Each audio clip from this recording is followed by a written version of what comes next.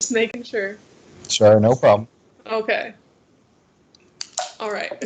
So, I've got a list of questions here for you about your first year teaching. My first year. Yes, your first year specifically. All right. All right. That's an interesting one. Yeah. Looking back at your first year of teaching, what would you have done differently? What would I have done differently? Um, hmm,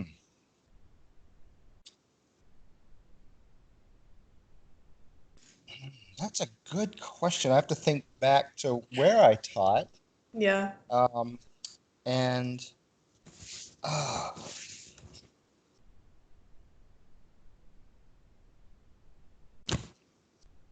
hmm, what's that?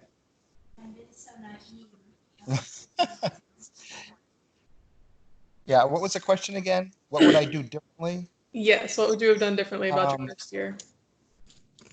I, I'm not sure if I could have done anything differently. Yeah. Um, I think I would have done some things to try to understand the type of student that I started out teaching. It was a very high poverty school in Fort Worth, Mm. and um, lots of I guess you could put it. I guess you could put it lots of culture clashes that I had. That if I'd had some um, advanced time to try to acclimate myself, it would have made things a lot easier. Yeah. Okay, good answer. What was a challenge you faced in getting to know your students personally, and did you find that knowing them on a deeper level benefited your instruction? Yeah, I think the biggest obstacle was my lack of understanding of well, I guess it's twofold: lack of understanding of the poverty that the students that I taught lived in, and also a cultural thing. It was a predominantly African American school, so I had some obstacles to Yeah. get over in order to develop those relationships. But uh, but after that, after I was able to better understand their situation, um, yeah, the relationship building became much easier. Yeah. Do you think it benefited your instruction to know them better? Uh, ab- yes, Yeah. absolutely, no question. Yeah.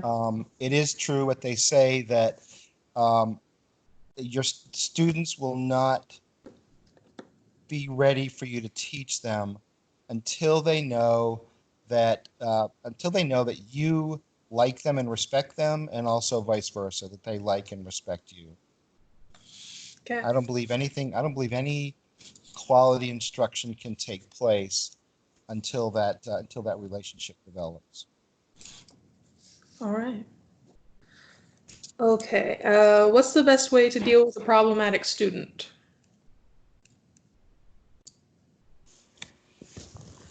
The best way to deal with them, and I'm struggling a little bit with this myself lately. The best way to deal with them first is not to get angry, not to get angry, to be even tempered, regardless of how they come at you. Um, I think that's the key thing is to maintain control of yourself so that you can maintain objective control of the situation, whatever it might be. Okay.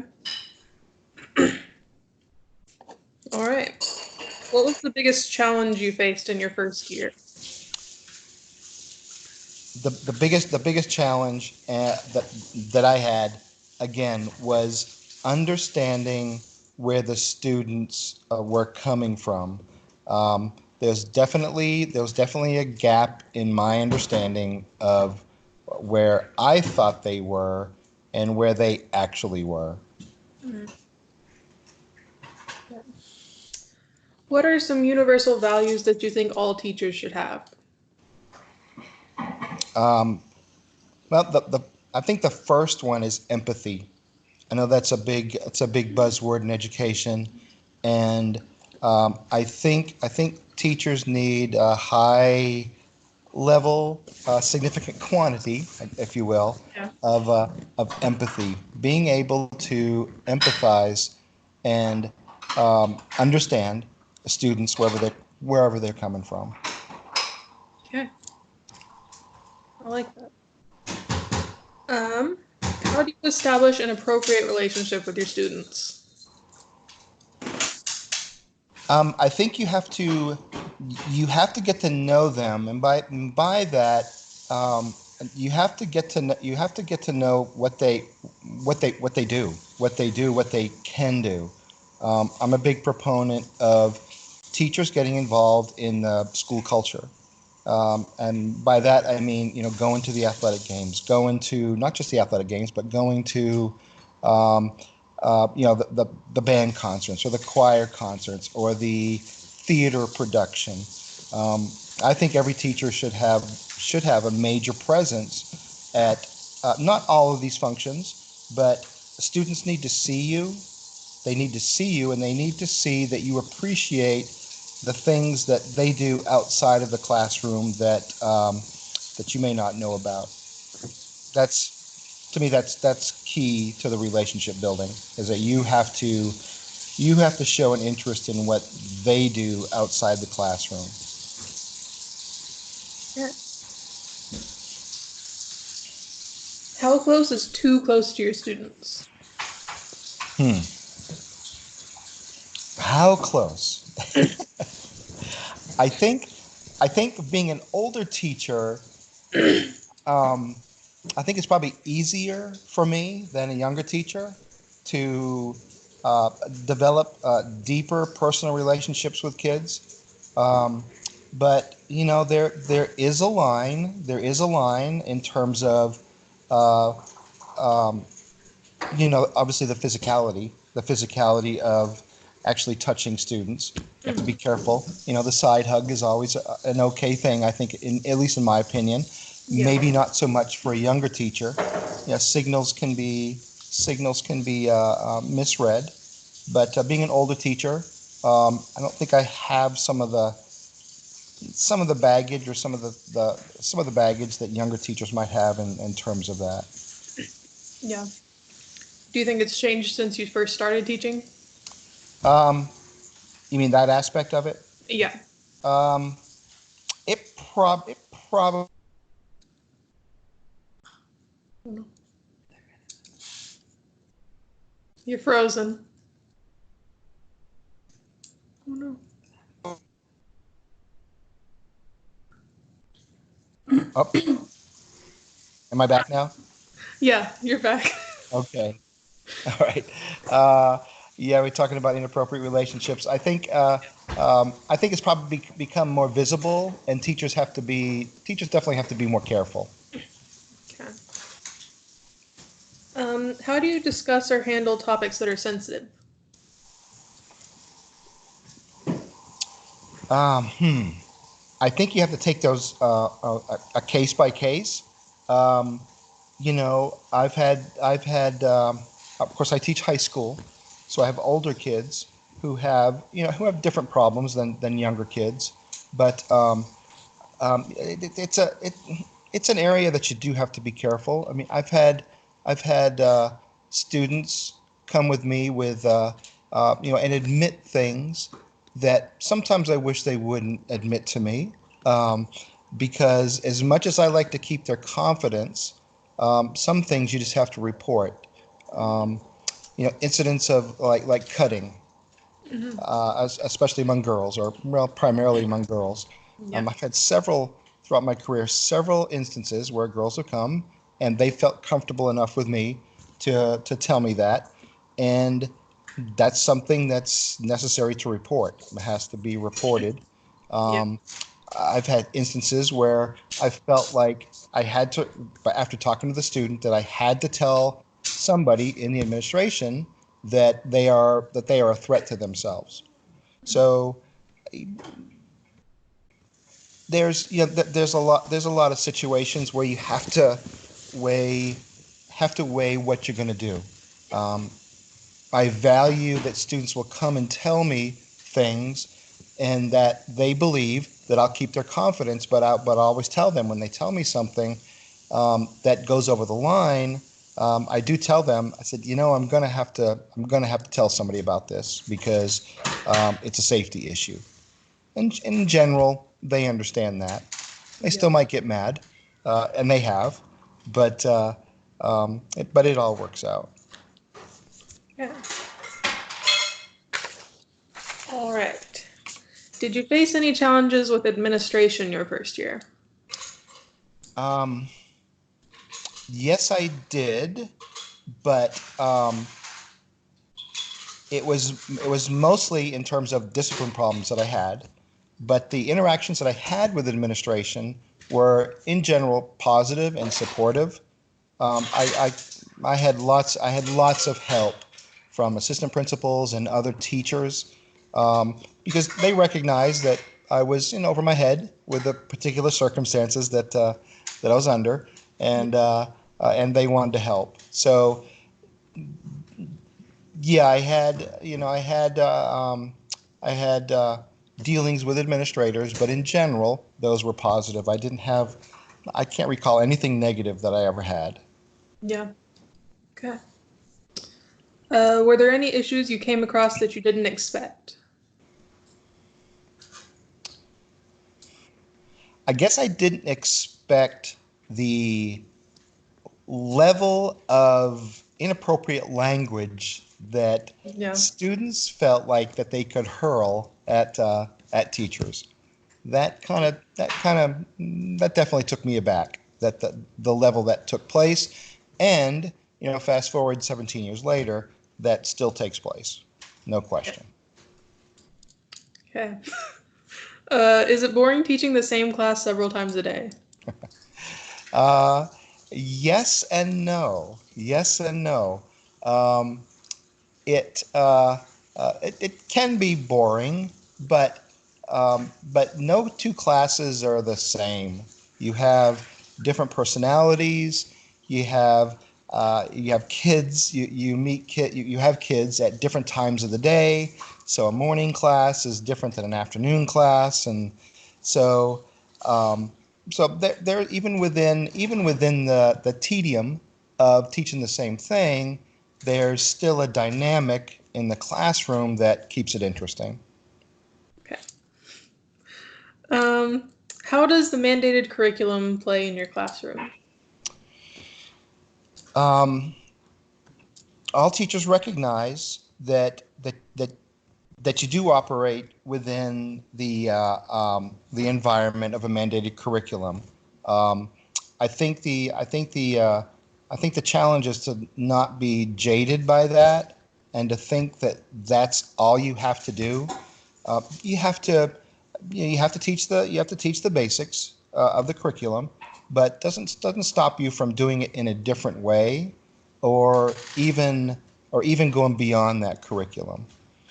Of course, there are challenges with the different levels of students that you have, um, but but I think even with a structured curriculum, if you're creative enough and if you're energetic enough, you can create a lesson that hits all the basic points, but also you can make it interesting for students. Okay. How much time do you spend outside of school preparing for class? Oh. Um, I spend a lot of time, and a lot of that time, because I teach social studies and I teach civics, government, and economics. Mhm. It kind of all blends in together. My own interest in these subjects, and also how to apply them to school. So for me, it's almost perpetual. Yeah. I love current events. I love studying about government. I love the interactions, whether it's domestic or international. I love economics. So, um, so I never see a bright line in terms of what I do and what I do for teaching and what I do outside. It's 24/7. I guess. Okay. I guess it's not like being a math teacher where outside of school you can do things other than math or have interests other than math, but not me. It seems like it's all the time. Yeah. Okay. Did you have any horror stories from your first year of teaching? Yes, yes. Um, after the first couple of weeks, I remember telling Eva that I said, "I can't do this. I can't do this. It's like a zoo." I had fights in my classroom, Oh, um, eh, and that was a function of, for one, as a function of the way I set up my classroom. So I got some help with that. But yeah, kids don't respect a teacher from, again, especially in the situation I was in. I obviously wasn't one of them, and I obviously didn't live in their neighborhood. So I had to do a whole lot more to get buy-in from kids. But the first months were really rough because kids didn't respect me, and they weren't ready to learn, and I was trying to teach them things that were completely irrelevant to them, and yeah. that they weren't ready for. So yeah, I had my share of fights in my classroom. So it Uh, was an interesting baptism by fire. yeah. Okay. Um, what classroom obstacle did you never consider until you actually started? What classroom obstacle? Um, I think I thought, and this probably goes to arrogance. I think I thought that I was going to be such a wonderful teacher that the kids would sit with rapt attention and listen to and hang on every word that I said because I had so much to say. Um, I didn't really. I guess I was naive in that respect, even though I came to teaching when I was older. Um, but I didn't really expect that. Yeah. Okay.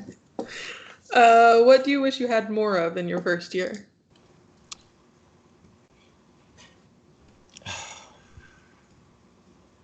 What do I wish I had more of?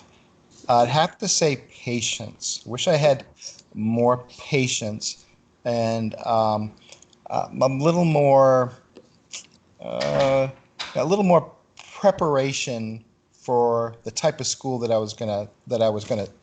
ended up teaching at. I don't think the teacher prep program, and I'm not sure how they can, so I can't fault them. Yeah. But I'm not. But I would have liked a little more realistic experience with what I was going to face. Yeah. Okay. Um, what was your favorite part your first year? Favorite part? Definitely, I think it was my strong suit is the one-on-one relationship building that again, it's one student at a time, that you build relationships with. You get to know them, they get to know you. um, I think that's the that's the most positive thing I probably took from my first year. Yeah. Okay. And last one. What has changed since you started teaching? That's the only question that I anticipated you asking. All your other Yeah. questions are great questions that I didn't anticipate. But and I think every teacher today would tell you social media, Social media. cell phones. I'm sure that's a broken record by now. I think that's the hardest thing for teachers to get a handle on because it's just a constant battle. Yeah. So, and also, not just the device itself, but the social media. I think this has had a unbelievable detriment effect on young students' development. It's become a device for distraction. It's become a device for bullying. I never really. I guess I was late to coming to realizing the negative effects in terms of um, the social, the bullying, the misinterpreted signals that happen every time with students on social media. Um, uh, yeah, I think that's the biggest challenge teachers have, and it's obviously the biggest change from 20 years ago, Yeah. when, or even 10 years ago, when smartphones were just barely coming on the market, and social media was a thing, but it's not as prevalent and immediate right now. I see so much damage from Snapchat and all these other things that become distractions. TikTok going to be the death of me. Yeah. Do Kids will people try sit to there. film them in class? Kids will, yeah, oh yeah, oh no, oh Yeah. yeah, oh yeah, yeah. Yeah. Are in school, Yeah. um, and that's all they want to watch. Yeah. These quick little snippets, and it's yeah, yeah, it's pretty terrible, my opinion. Yeah. All right. Well, thank you. All right. Well, I hope that was all right. I know I stumbled and Yep. mumbled, and that's because you asked such good questions that Thank you. I had to think about it. So What props to class you. is it for? What is she taking? Eva wants to know what class it's for.